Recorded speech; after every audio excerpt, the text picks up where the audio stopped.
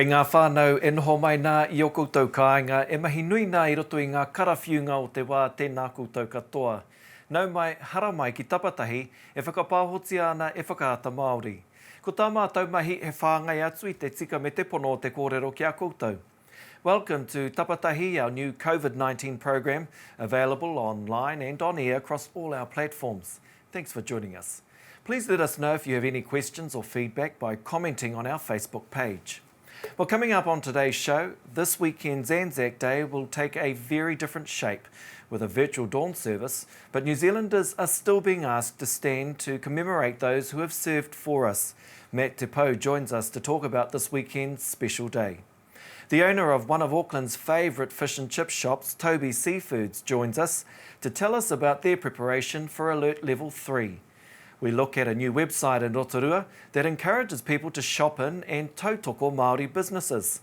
And we have a special waiata from the Kāka whānau in Hawaii, written by the late Shane Taurima.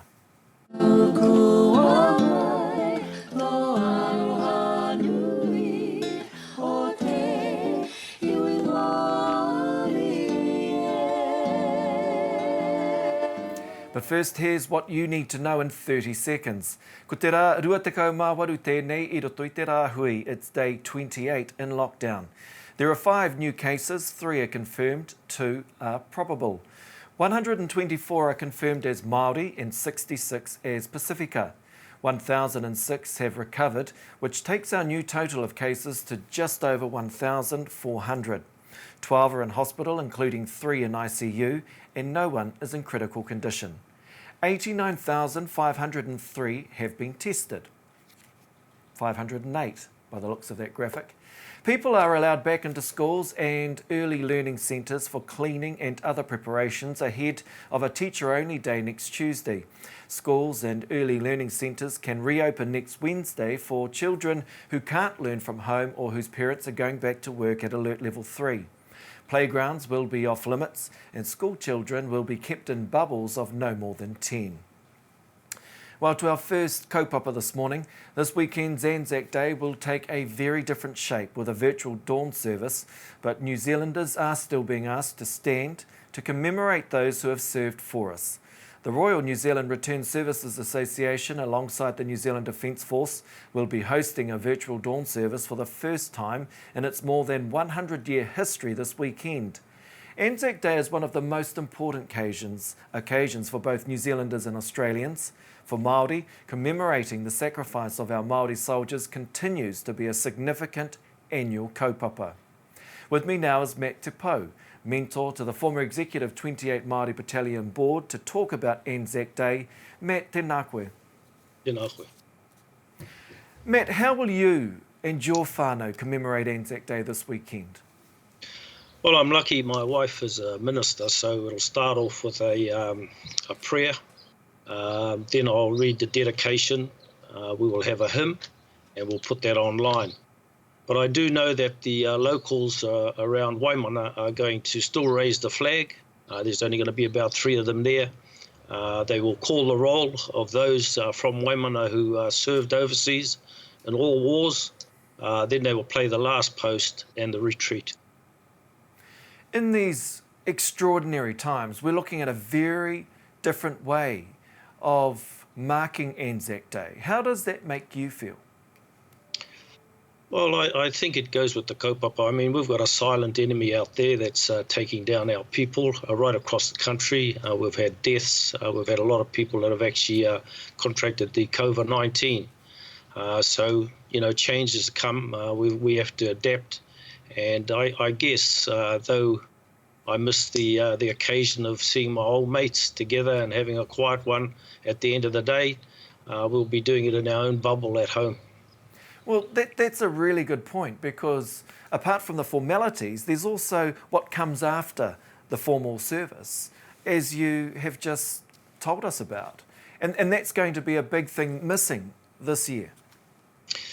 Yeah, I attended a tangi of one of my mates, Bunny Tūmai, at Rangiriri just a few months ago. And there must have been about 200 of my old mates there.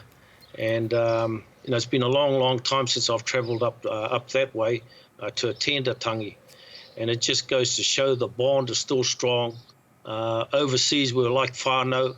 I mean, we could only turn to each other, and that whole whānau collectivization, teamwork is still alive.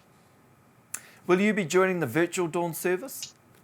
I certainly will be, and I'll be following a lot on TV, the goings-on in the country. I tend to do that on Anzac Day. Robert Gillies is the last surviving member of B Company. Do you know what he'll be doing on Anzac Day? Oh, I've got no doubts that Robert will be busy. He's the last member of B Company. We also have Pene Rātapu, so there's two from C Company. So they're very, very special to us. I mean, they just remind us of a time where we showed a lot of leadership, a time to feel extremely proud. We hear this term first respondents. In a lot of cases, the 28 Māori Battalion were the first respondents. They showed that at 42nd Street. They showed that in the capture of the railway station at Casino. So having these last two taonga left is a special thing for us. You've spent a lot of time with the taonga that we're talking about right now. How do you think they'll be feeling about what happens on Saturday? I think in their own quiet way, they'll be reminiscing. They'll remember all their mates. You know, the 28 Māori Battalion, even though there's only two members from two companies, I think they represent all the companies, including Headquarters Company. So they'll be reminiscing. I was just lucky to go over to Italy with Bomb Gillies last year and Woodard Gardner and go to the cemeteries and to some of those special spots where they fought. What about other veterans and their whānau? How do you think they'll be marking the day? Yeah, I think it's extremely important that Anzac Day is in respect to the time that we remember all our soldiers that fought in all wars. It certainly has a special flavour to it about the Anzac spirit. But, you know, even when I served in Vietnam, we were very close with the Australians in one task force. Victor and Whiskey Company, they were in the Anzac battalions. In the Korean War, at the Battle of Cap Yon, 16 Field Regiment and 3 Australian Regiment when the Chinese crossed the river for the Spring Offensive. So the Anzac spirit has been alive in many, many areas and conflicts like Iraq, Afghanistan, Timor. So it's time that we remember and reflect on all soldiers who served, and in some cases made the ultimate sacrifice. How do we keep the Anzac spirit alive, given these unprecedented times? What's your advice to whānau watching this morning about what they can do on Saturday, and for that matter, any other day too? I guess if you go through the format of the Anzac Day Parade, a normal Anzac Day Parade, and you take segments out of there, there's a lot that the young ones can do over the next 2 days leading up to Anzac Day and indeed on Anzac Day. So generally speaking, they gather some way from the marae or some way from the War Memorial Hall. They meet and greet, and then they march to arrive there just before 6 o'clock. On our case, if we go onto the marae like at Rātoki, there'll be a mihi at the pai where we halt, we turn and face the pai, the kroa mihi-mihis to the guard, and then we actually march to the service. And generally speaking, we're going to a church parade.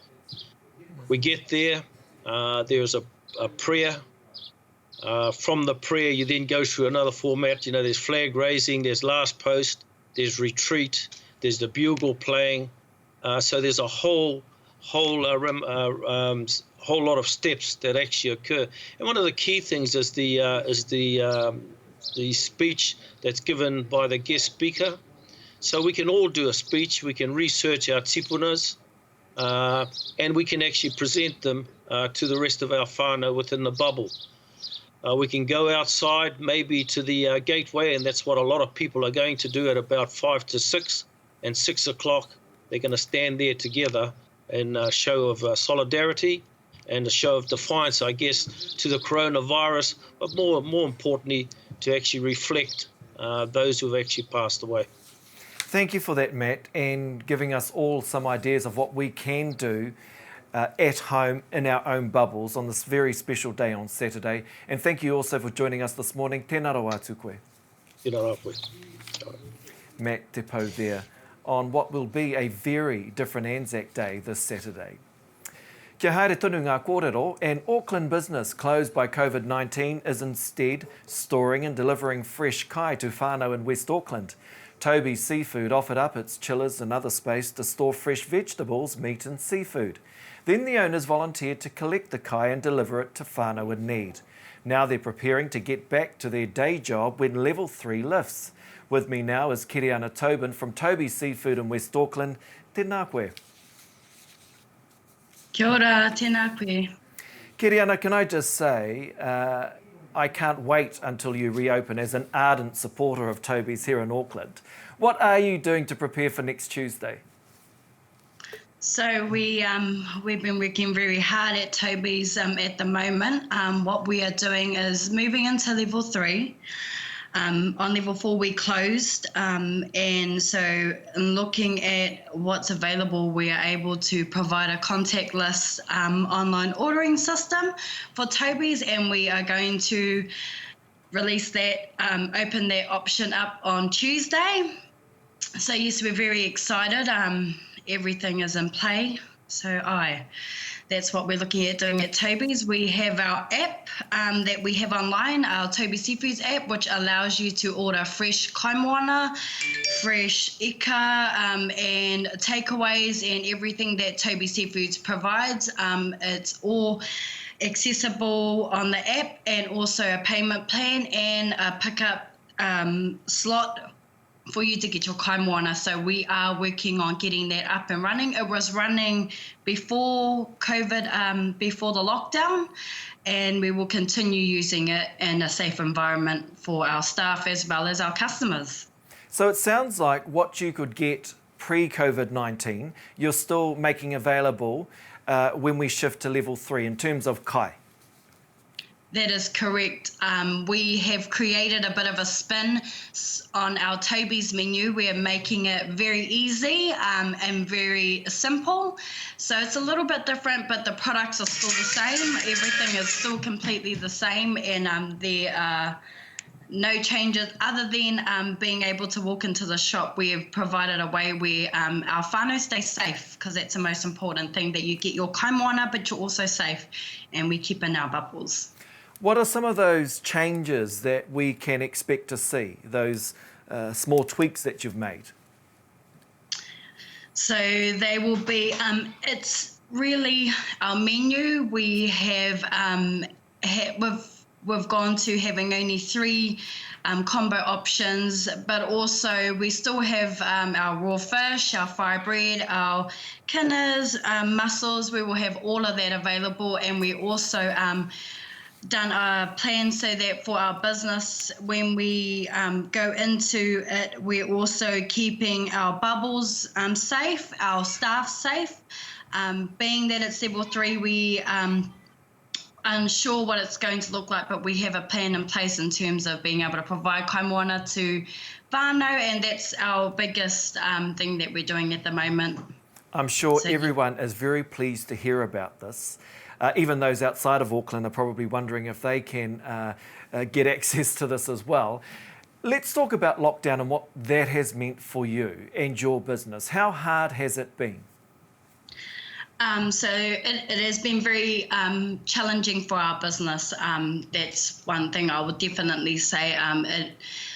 It closing the doors, so that was something that we knew that had to be done in level 4, and when we were given from level 3 to 4 to shut down, we'd done so.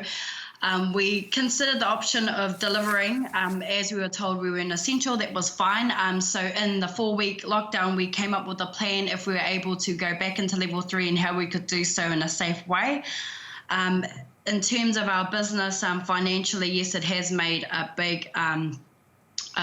big difference, but at this stage, the main priority is health and safety of our whānau. So we will still be there. Toby's will still be here. We'll be providing kaimoana and takeaways, and we'll be doing it in a safe environment for our whānau. We were told yesterday by the New Zealand Restaurants Association that at least 1 in 5 businesses will not open again, will remain closed as we shift to level 3. That describes the impact that businesses like yours are currently facing. How much of a blow has it been financially for you? Major. It's been a major blow. Even moving from level 4, which was our shop completely closed, into level 3, which is, it's a very different business plan. I'm not too sure how it would look, but in saying that, we're still managing to open, which is a positive. I understand how other businesses struggle because there are overheads and whatnots that they have to consider while opening, and also if their providers, all of the main providers and wholesalers, they may not be open as well. So that's one thing that we had to look into, because in order for us to open to get kaimahi, we have to look at fishermen, we have to look at takeaway products that we have, which is wholesale, and that. Then we have to look at doing a plan for our staffing. So I understand how some businesses find it hard, because one thing we're lucky about being a Māori whānau operating business is majority of us all live in the same whare, in the same bubble. So we are able to utilise our whānau in every aspect, I suppose. So yeah, that's a positive in our end about being a Māori-owned whānau business. We're able to utilise our own whānau in one household, but it is going to take a strain on us. But in saying that, we are prepared, we're well prepared for that strain. What about when we move eventually to level 2? What are your plans for Toby's then? We're being told that COVID-19 is turning everything upside down, right? And we're never going to be returning to the norm. So what does level 2, level 1 look like for Toby's? So at this stage, I would not know what that would look like because we're still on level 4. And once we move into level 3, ideally we'd love to keep level 3 all the way through to level 1. So that way we can keep serving and be able to be still keeping that distance. But until we are told what level 2 and 3 bring and what we're allowed to do and what frame we can work with them, we will just be sticking with level 3, which will be operating contactless. So we have, how it works is we have our app. You download Toby Seafood's app. On there you pick your shop that you want to get kaimahi or takeaways. So we have 5 shops, but currently we are only looking to open 3. Can you tell us those 3? Which shops you're opening? Ōtahu, Toby Seafoods. It will be Toby Seafoods in Glen Eden and Toby Seafoods up in Massey. So those are the 3 shops that we will be opening. They have the 3 online, so on an online ordering app that you download, it has those options. You pick the kaimahi and the takeaways that you want. You pick the time that you want it to be picked up, and that's as simple as it is. It worked before the lockdown, and we're hoping to bring it back in while the lockdown is still on the level 3. Ka pai Kiriana, and thank you very much for all the work that you are doing supporting whānau in West Auckland, as I mentioned in the introduction. We're all looking forward to Toby's reopening, so good on you. Kia kaha kia koutou, tēnā rawa atu koe, thank you for joining us. Ngā mihi, tēnā te whānau, kia ora. Kiriana Tobin there, the owner of West Auckland's Toby Seafoods. Well, the head of Poutama Trust, Richard Jones, says Māori businesses will need to look at doing business differently if they're to survive COVID-19. Poutama Trust and other Māori groups have been working together to provide support and advice to Māori businesses throughout COVID-19. Richard Jones joins me now. Tēnā koe, Richard. Kia ora, Shane. Thank you for joining us. I'm really interested to know the impact of COVID-19 on Māori businesses. And while there's no hard and firm data out as yet, you've been working with a number of Māori businesses. So based on what you're seeing, what you're hearing on the ground, what is the impact? It depends on the sector, Shane. Some sectors, such as tourism, hospitality, have had to shut down completely. And then I talked to a business yesterday that is actually booming. and the day before. So it's much of it depends on the particular sector and what your activity is as to the effect of COVID-19. Having said that, we've also spoken to a number that have just shut up. Some even shut up before lockdown came into play. They just saw the writing on the wall and said, there's no sense in us continuing to operate. So it's a wide and deep effect, but much of it depends on what type of business you've got. What is the extent of those businesses that are booming? How widespread is that? Or not, maybe?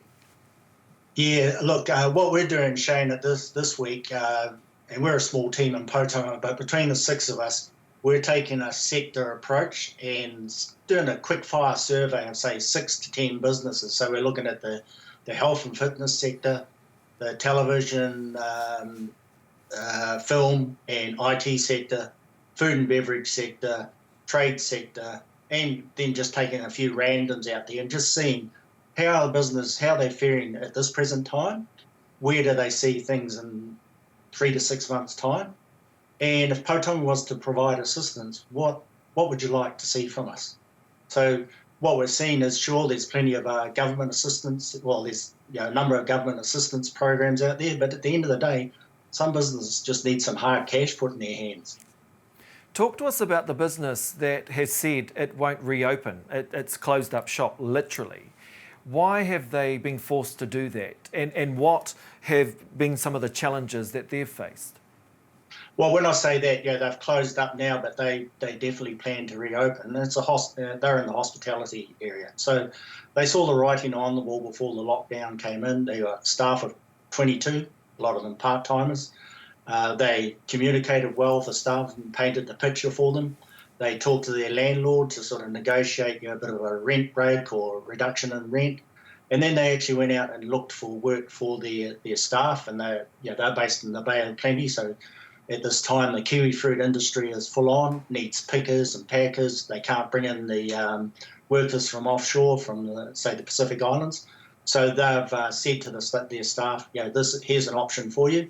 Some of the staff have taken that up, and the owners themselves have joined in with those staffs to go off and pick kiwi fruit. So the concern, particularly of tourism, some of our larger Māori tourism businesses, say based around the Rotorua area, was really for the employees. So they've looked at ways that they can redeploy those employees. So they're thinking laterally, widely, deeply about, this thing's come along, and I suppose for the tourism sector, this is coming into the off-season, but they're fully aware that international tourism has gone for a while. How important is the move to level 3 and then level 2, based on what you're seeing and hearing with the businesses that you're working with? Yeah, once again, it depends what you're involved in. So for hospitality, tourism, say even retail, it's probably not going to mean a lot for them. Yeah, little impact. But the construction sector, we've got a lot of Māori businesses in the trades area. I think that'll be good for them. They'll like hearing that. The forestry sector, a lot of Māori in forestry contracting, they'll like to hear that. So very much depends on the sector you're involved in. Of course, businesses are our employers, of workers, right? And that's where it's really going to hit hard as well. What's your insights, or what information can you share with us this morning about the potential impact that COVID-19 is going to have on our workforce, on workers, working mums and dads? Yeah, look, I think the full impact is still to come. Because you've got a number of businesses, basically the world's shut down. So export, import business is going to be affected because of what happens offshore. Within New Zealand, even you'd think at this present time, supermarkets are booming, they're employing people, but when we start to drop down to, say, level 2, level 1, well, they're going to have to drop people off. So even the health sector is the same. They've taken on more employees at this point in time. I understand some of the fishing companies are doing that, some of the horticulture companies. But maybe when it comes back to some sort of normality, whatever that's going to be, then they may very well be dropping off people then. So it could have another effect further down the line. You mentioned earlier the government's response to COVID-19 in terms of the support and relief packages that have been released. key to all of this, right, is cash flow, getting some cash injected into our Māori businesses. What's your advice to government in terms of next steps and what further support is required to really support our businesses? Yeah, look, it may be loosening up a bit. Sure, there's there's support available if you want to bring in particularly expertise for your business. You might need an accountant to help you with cash flow planning or business continuity plans. But going forward, even within Poutama, we're thinking about this. What are some practical things we might be able to do? Could it be that we have to help the business with its rent? Because it's something basic like that. Bearing in mind that the business will also have to demonstrate that, yeah, it's rocky at the moment, but there is a bit of a pathway forward. We can see the light at the end of the tunnel. So we're thinking through those sort of things ourselves, and I don't know how far that thinking is within government, but certainly from what you read, and it's not just Māori businesses, it's mainstream businesses as well, saying, hey, we need some cash in their hand. These things, tax breaks and all that are good and well, expert advice, that's good, but hey, I've got to get through the next month. I can't afford to pay my rent, or if I can get a piece of equipment that'll help me help me switch my business, say more digitally enable my business, then that would be great if I can get that sort of assistance. So ourselves, with Poutama, we're thinking that, and that's why we're doing this quick fire survey, trying to find out from businesses, what would really help. What's a tangible benefit that Poutama could consider for you? Thank you, Richard Jones, for joining us this morning, and I'm sure we'll come back to you after you've done your survey to better understand exactly what need there is and support required to bolster our Māori businesses. Thank you again, tēnā rawa tukui. Kia ora. Richard Jones there, the CEO of Poutama Trust. Māori pool champion Matt Edwards is one of the 1,000 New Zealanders who has recovered from COVID-19.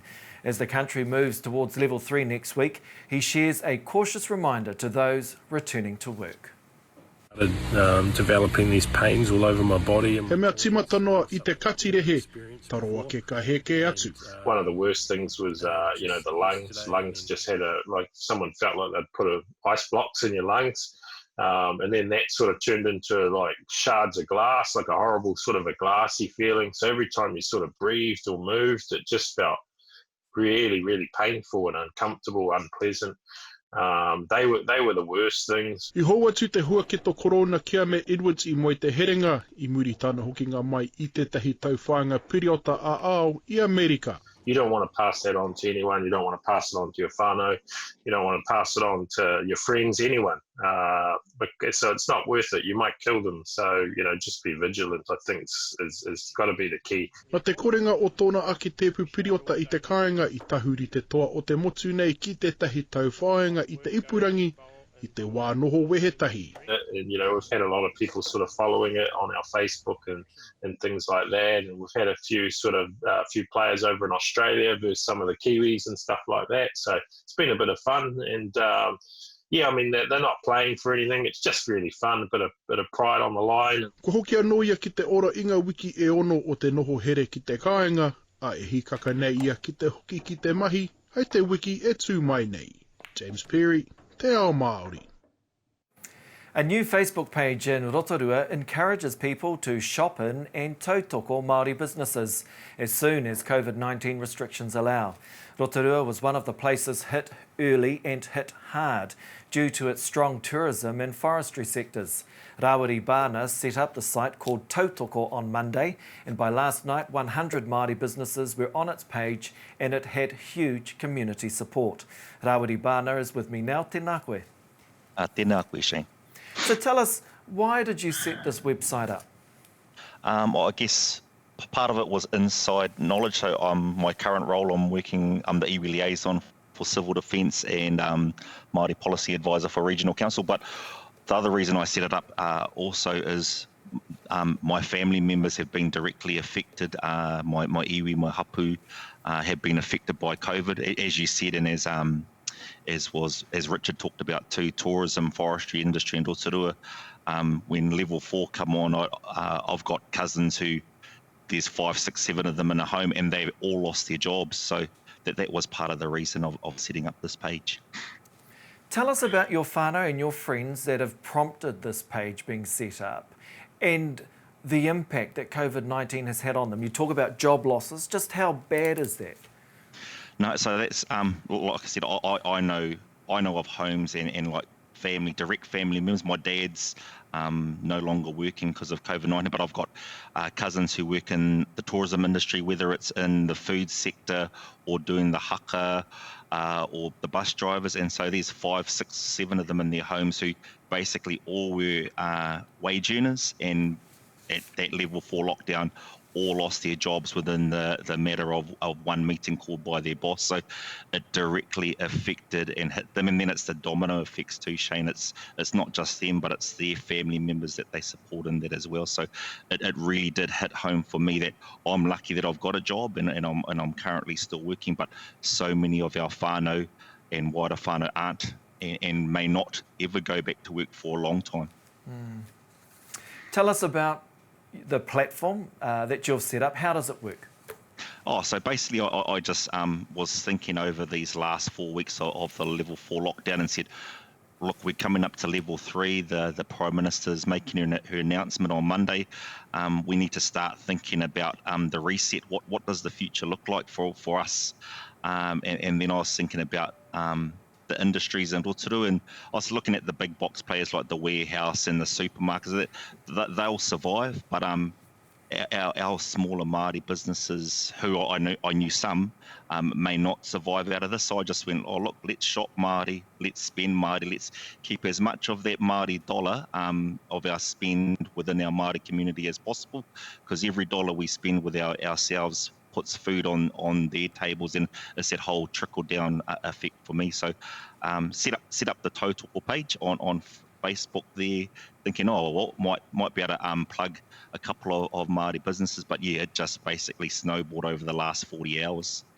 Of course, moving to level 3 enables some retails, outlet shops to open again, contactless, of course, following all those rules.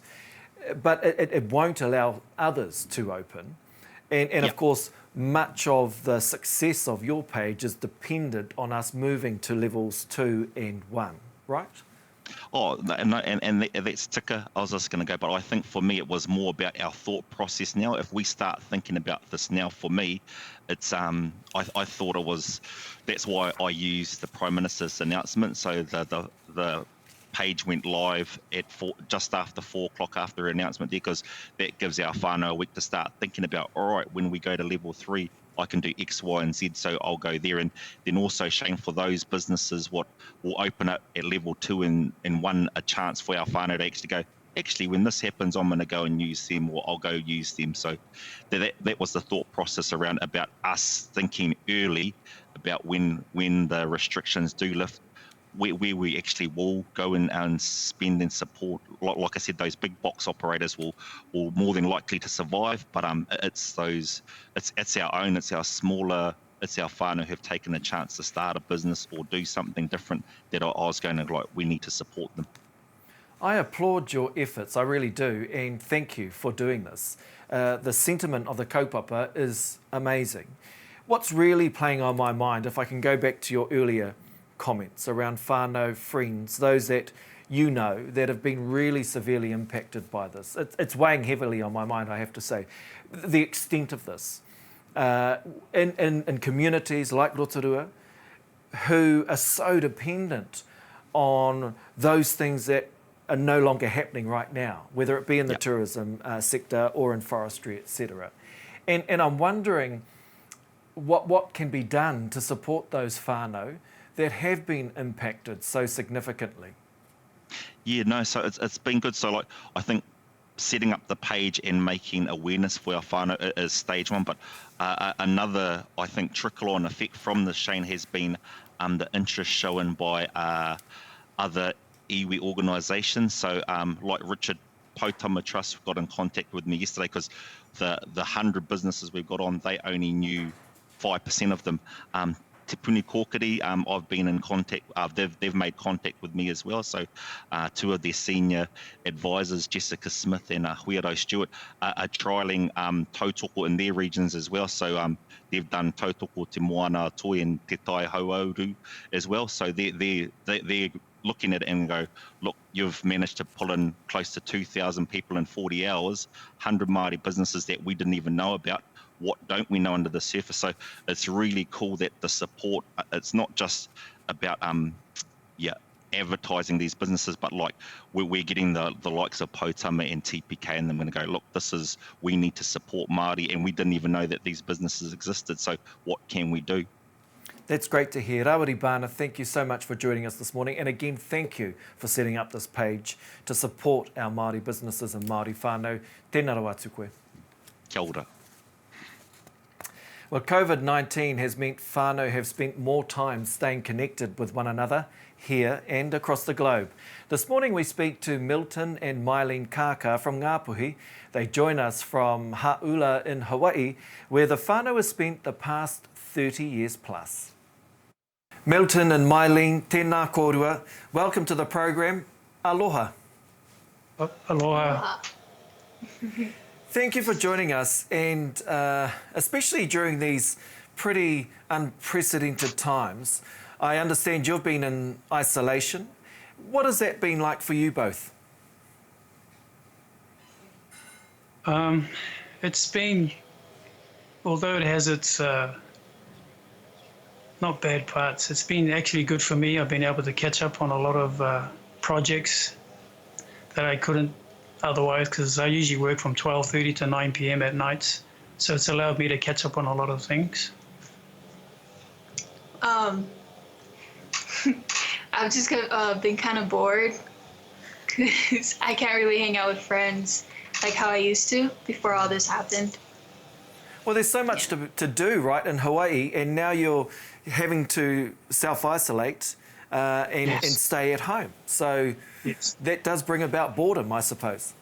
Yeah, it does. Yeah, we can't go to the beach. We've been asked to try and keep to the rules. So we've stayed at home most of the time for the last 3 weeks. Yeah. So what have you been doing to try and entertain yourselves and keep yourselves sane? Well, one of my leaders had told me, during this time, don't sit idle. Try and do things with your talents to try and uplift those around you. And so that's basically what I've been doing these last couple of weeks. I've been creating videos, just positive videos, and I've been uploading them and just sharing them with people. And the kind of feedback I've been getting back has been unbelievable. I mean, the songs have helped people through certain times, especially this kind of rough time we're all going through. So that's what I've been doing, and I've enjoyed every part of that. Tell us about the videos that you've been making. So they're basically very simple. They're family songs that we grew up with when we were kids. And so I just grabbed my kids, a couple of my kids, and we just, I just taught them the songs, and then we just recorded them just with a camera, and then we just uploaded it. And each of the songs, they have messages. And I think that's what that's drawn a lot of people, is the messages of the songs. I was going to ask, how have your videos been received? What type of feedback have you heard? Yeah, so I've been, besides the comments that they leave, I've actually been getting a lot of private messages from different, just random people. Don't even know who they are, and they're just thanking me because, that particular song came at a right time in their life, and, just so many different comments like that, private messages that I've been getting. It's been great, I'm glad. Mylene, what do you think about the videos that your dad's been producing? Well, I love it, especially when we get together to practice. Yeah, I enjoy it a lot. Milton, can you tell us about the video that we're going to play at the end of today's show? It's a waiata, I understand, composed by my uncle, the late Tommy Taurima. Yeah, growing up, as a kid in New Zealand, our family and a lot of other families where we lived, our parents were labour missionaries. They help build churches around New Zealand, and the particular group that I was fortunate to be a part of with Uncle Tommy, that's the group that came here in the 60s to Hawaii to help build the Polynesian Cultural Center. And so back in 81, when Uncle Tommy and my parents and the rest of the group wanted to do this tour, Uncle Tommy had asked me if I wanted to join. I was only 16 years old then. And so when I first heard that waiata, it stuck with me all these years. I've always loved that song. You know, it's just one of those that never goes away. That's why I decided to try and do something with it, even though I wasn't at home. Can you tell us what the waiata is about? Yeah, it's a welcome song. You know, a song of just welcoming you. And I know when we did that in the group, we started off with that song, and I've just loved it. Yeah. Well, thank you both for joining us this morning. We really do appreciate it. Milton, I understand you're heading back to work later today, so I'm sure you're looking forward to that. Mylene, yes. I hope you overcome your boredom over the next few days as well. But thank you very much for joining us. To you both, mahalo. Thank you, Shane. Thank you. Now, don't forget, whānau, we've launched a competition where you could win $1,000. All you need to do is create a 5-minute video that shows the motu what you're doing during lockdown. And yes, that's right, it must be fun. We'll announce the winner this Monday. Go to our Māori Television Facebook page, like it, and DM your video through. That's all you need to do. E mihi ana ki ngā waha kōrero katoa I whakawātea I a rātou anō ki a tātou I tēnei rā, tēnā koutou I te rangatira me ngā mahi, e mahi ane e koutou mo te pānga me te oranga o te iwi whānui. We leave you this morning with the kākā whānau and their rendition of the late Tommy Taurima's waiata, ko wai rā. Koe nā tapatahi mo tēnei rā, kia piki te ora te kahama me te māramatanga ki a koutou katoa, hei ko nā mo tēnei wā.